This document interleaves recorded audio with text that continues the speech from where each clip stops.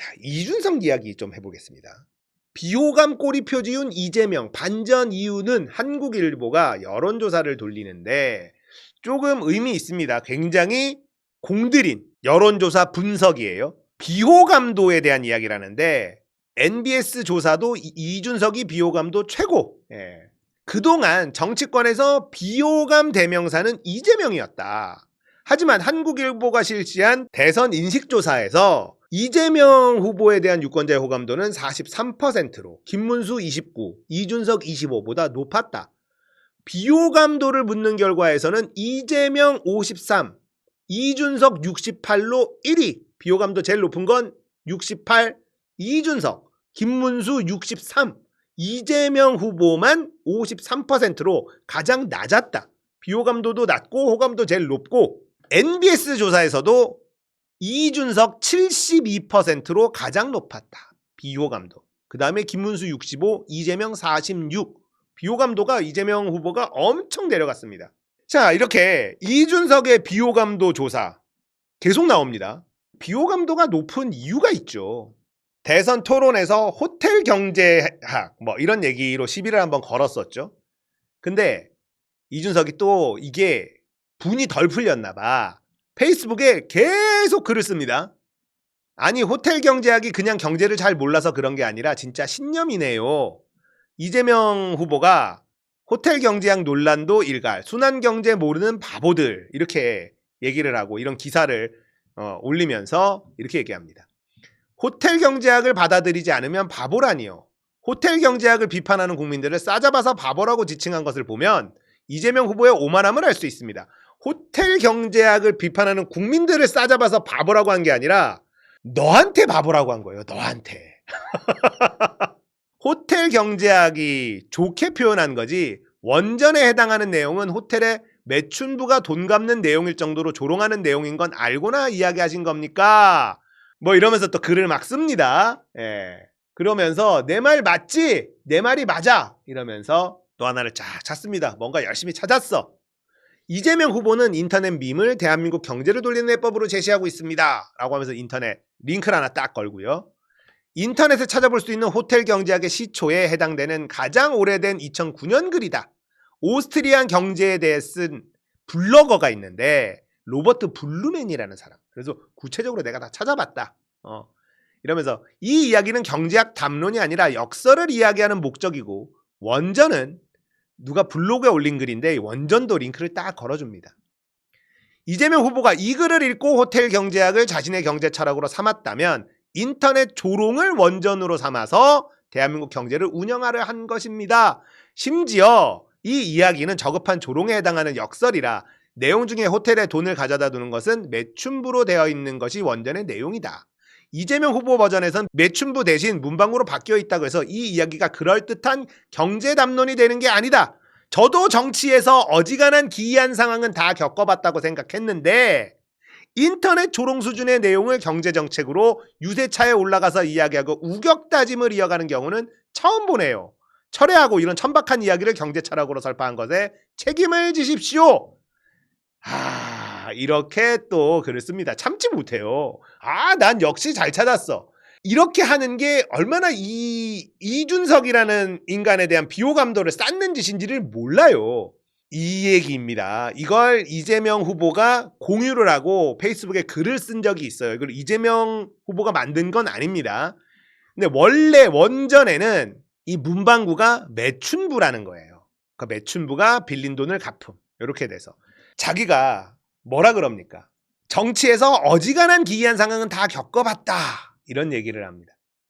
이걸 이재명 후보는요. 승수 효과, 돈이 돈다라는 거를 이야기한 거고 이재명이라는 정치인은 직접 정책을 펼쳐봤고요. 그 효과도 직접 확인을 해본 사람입니다. 경험으로 따지면 이재명은 이론과 실전이 다 겸비되어 있는 사람이에요. 그런 사람이 이건 돈이 돌고 순환을 하면 경제가 활성화가 된다. 이 얘기를 하고 싶어서 예시로 든 거죠. 예시로. 근데 호텔 경제학이라는 걸 경제학이라고 딱 떼서 지엽적인 부분을 물고 늘어지면서 시비를 겁니다. 이게 그렇게 중요합니까? 호텔 경제학이라는 말을 언급한 적도 없고요. 이재명 후보는 기본소득이라든지 민생지원금이라든지 이런 게 들어가면, 아니면 지역화폐라든지 이런 게 들어가면 이런 식으로 돈이 돈다라는 걸 설명하기 좋은 자료 아닙니까? 그림 아닙니까? 자, 가구점에서 10만 원짜리 가구를 사면 이게 치킨집으로 가고, 치킨집 사장님이 돈을 벌면 이게 문방구로 가고, 문방구 사장님이 돈을 벌면 이게 신발가게로 가고, 신발가게 사장님이 돈을 벌면 이 돈이 또 옷가게로 가고, 이런 식으로 돈이 자꾸 돈단 말이에요. 이게 승수 효과라고 해요. 몇 바퀴 도느냐, 이걸 설명하는 거지. 호텔 경제학 이러면서 이거는 뭐 케인즈가 어쩌고 저쩌고 경제 이론으로 막 접근을 해요. 모든 국민들은 이걸 경제 이론으로 접근하지 않아. 그죠? 근데 꼬투리 잡았다 이거예요. 자기는 원전 찾았는데 문방구 아니고 매춘부던데 이러면서 내가 이겼다, 드디어 내가 이겼다, 이러면서 이런 글을 씁니다. 그리고 자기가 정치에서 어지간한 기이한 상황은 다 겪어봤는데 이재명한테 지금 얘기하는 거야 이게. 와, 대단하지 않나요? 이러니까 비호감도가 올라가는 거예요. 이재명 후보가 하고 싶은 말이 뭔지 국민들은 다 알아들었어.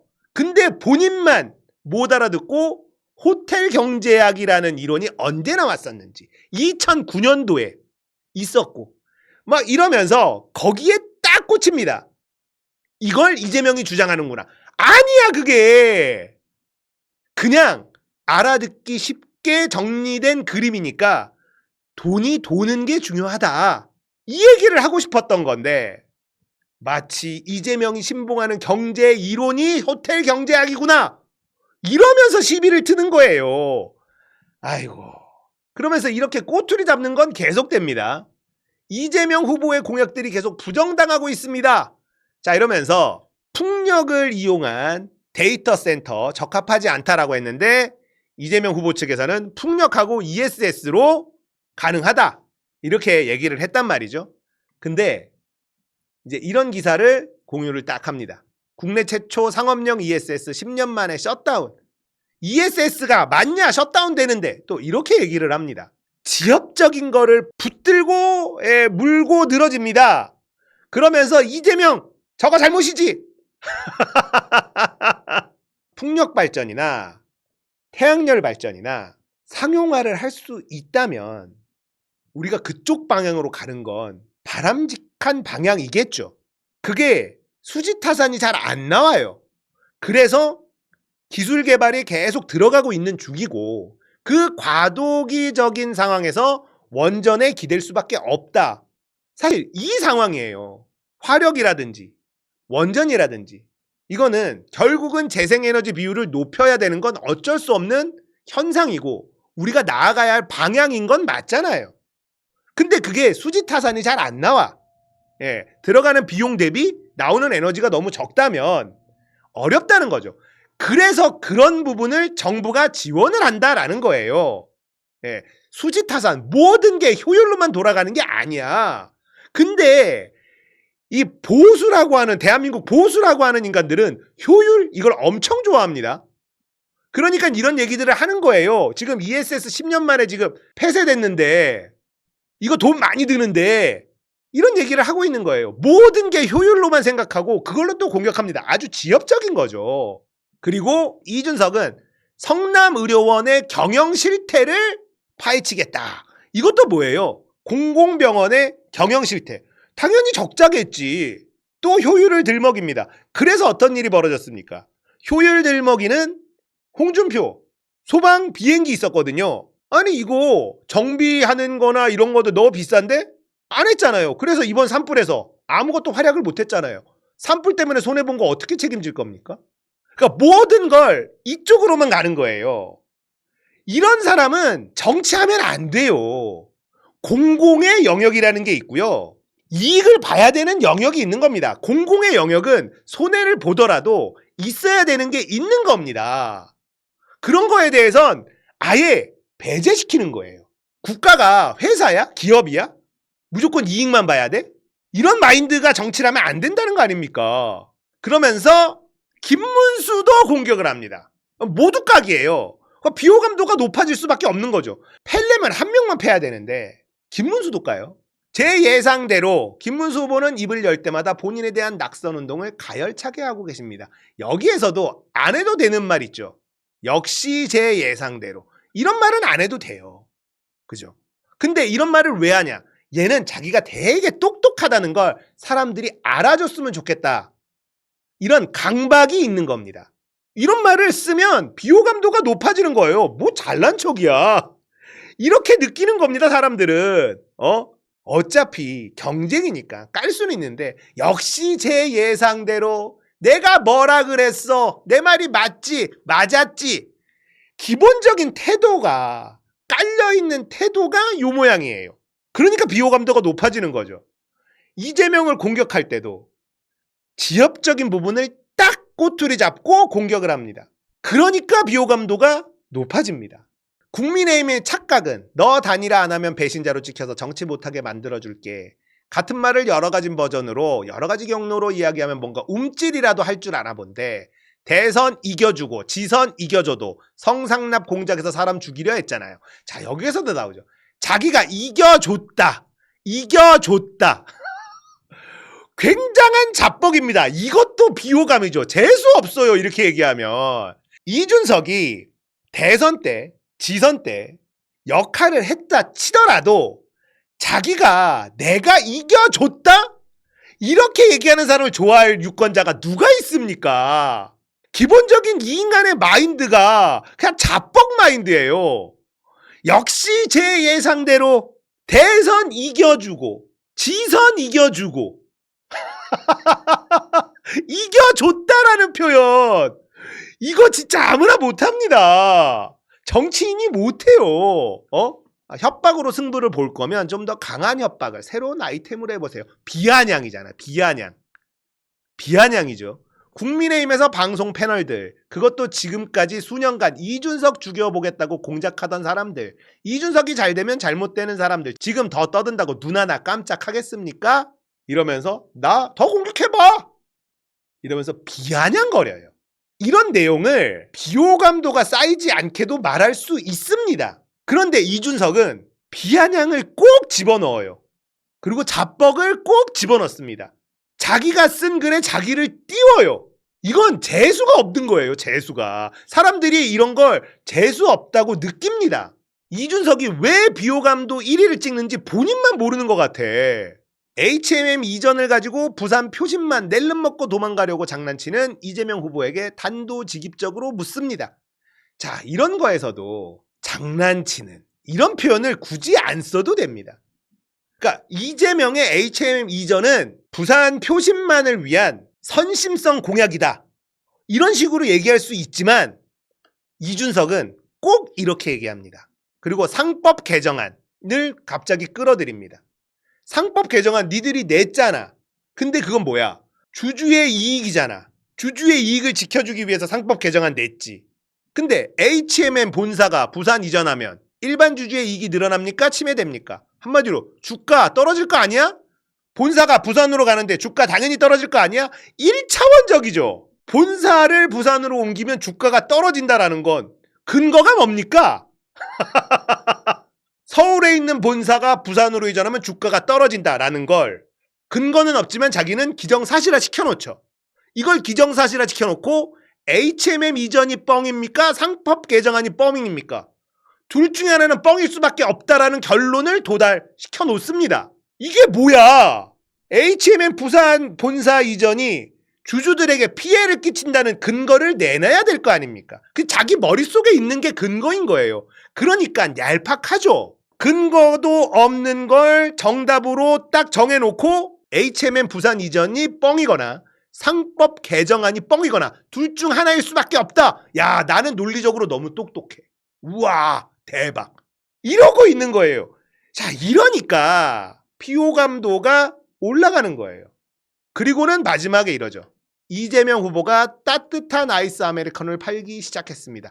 이것도 하지 말아야 될 말이죠. 또 비아냥이잖아요. 이것도 비아냥. 자기 딴에는 따뜻한 아이스 아메리카노. 아, 이거 좋아. 꽂혔나? 그래서 쓴 것 같은데 보는 사람들은요, 비아냥거린다고 느낀다고. 그래서 비호감도가 1위를 찍는 거예요. 자기는 이게 잘한다라고 생각하는 겁니다. 이준석에게 정말 진심으로 충원합니다. 충원. 글 쓸 때 비아냥을 빼세요. 비아냥을 빼면 본인의 비호감도가 줄어들 겁니다. 하고 싶은 말을 하되 나 잘났다 빼고 비아냥 빼고 담백하게 그렇게 하십시오. 그리고 그 대상은요, 국민을 향하고 있어야 많은 사람들이 비호감도가 떨어지고 호감도가 올라갈 거예요. HMM 본사를 부산에 이전하면 안 되는 이유는 국민들을 위해서여야 되는 거죠. 근데 지금 HMM 본사 이전을 공격하는 건 이재명을 공격하는 거예요. 그럼 본인은 HMM을 본사를 부산으로 옮기면 안 된다는 얘기잖아요. 왜 안 되는지에 대한 이야기를 하면 됩니다. 국민들에게 손해가 가고 주주들에게 손해가 가기 때문에 그렇게 하면 안 된다라고 이야기하면 됩니다.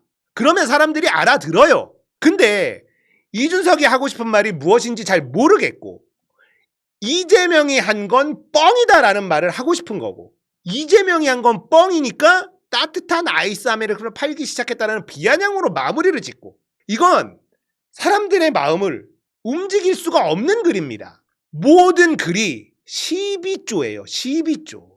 자, 선거니까 경쟁을 하고 저 사람의 공약에 반박을 하고 자신의 공약을 얘기해야죠. 저 사람의 공약이 잘못됐다라고 얘기하려면 나는 이런 대안이 있습니다. 이렇게 접근을 해야죠. 그런데 그런 건 보이지 않고 시비 거는 모습만 보이기 때문에 비호감도 1위를 찍고 있는 거다. 이준석 후보에게 진심으로 조언을 드립니다. 앞으로 글 쓸 때 그리고 토론에서 이야기할 때 자뻑 빼고 비아냥 빼고 국민을 바라보면서 이야기하거나 글을 쓰면 훨씬 좋아질 거다. 비호감 1위를 찍는 이유는 있다.